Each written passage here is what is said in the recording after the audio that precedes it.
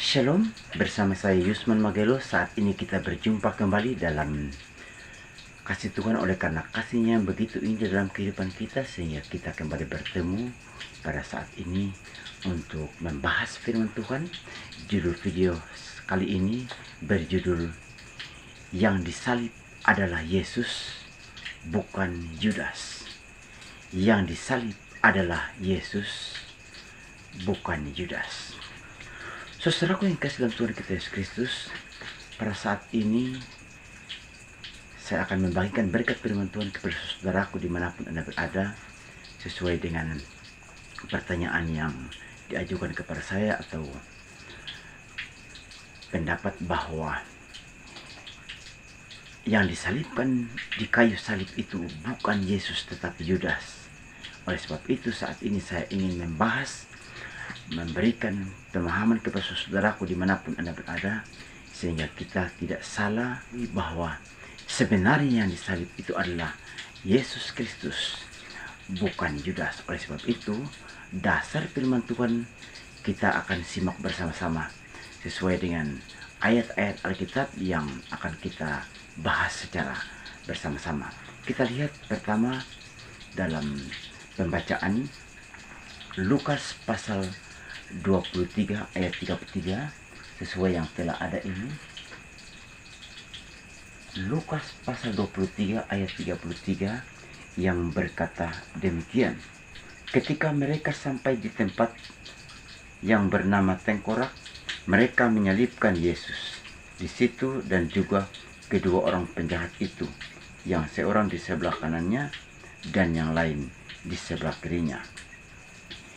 Ayat ini menjelaskan bahwa pada saat mereka membawa Yesus disalib di Bukit Tengkorak, jadi yang mereka bawa itu adalah Yesus yang ingin mereka salibkan. Yang kedua, dalam Markus 15 ayat 20b dan ayatnya yang ke-24. Kemudian Yesus dibawa keluar untuk disalibkan. Ayat 24.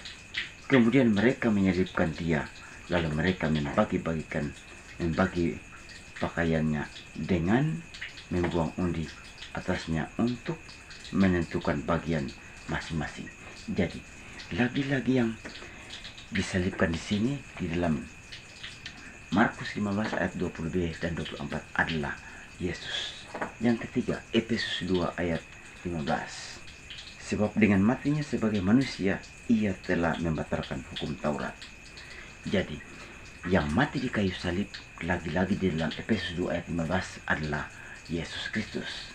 Dan yang keempat, Filipi 2 ayat 8, di situ dikatakan bahwa dan dalam keadaan sebagai manusia ia telah merendahkan dirinya dan taat sampai mati, bahkan sampai mati di kayu salib.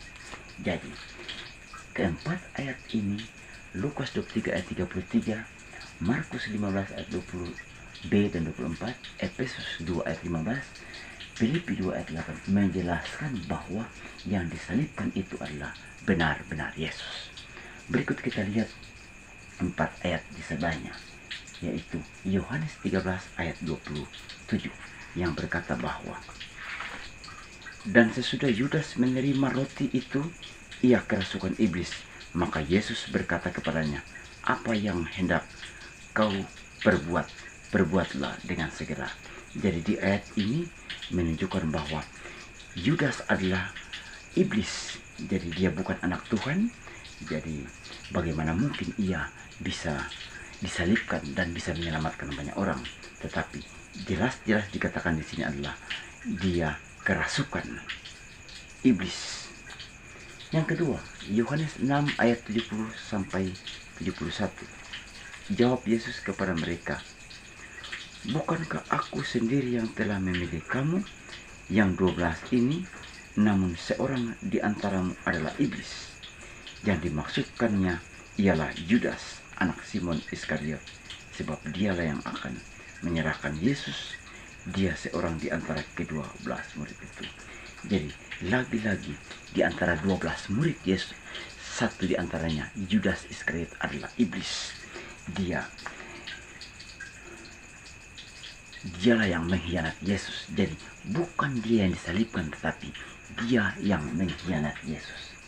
Di dalam Markus 14 ayat 10, lalu pergilah Judas Iskariot, salah seorang dari ke-12 murid itu, kepada imam-imam kepala dengan maksud untuk menyerahkan Yesus kepada mereka. Jadi di dalam Markus 14 ayat 10, di sini Yudas yang mengkhianati Yesus, dia pergi kepada imam-imam kepala dengan maksud untuk menyerahkan Yesus. Jadi bukan Yudas yang akan disalibkan, tetapi Yudas menyerahkan Yesus. Dan yang terakhir, Matius 27 ayat 3 sampai ayatnya yang kelima.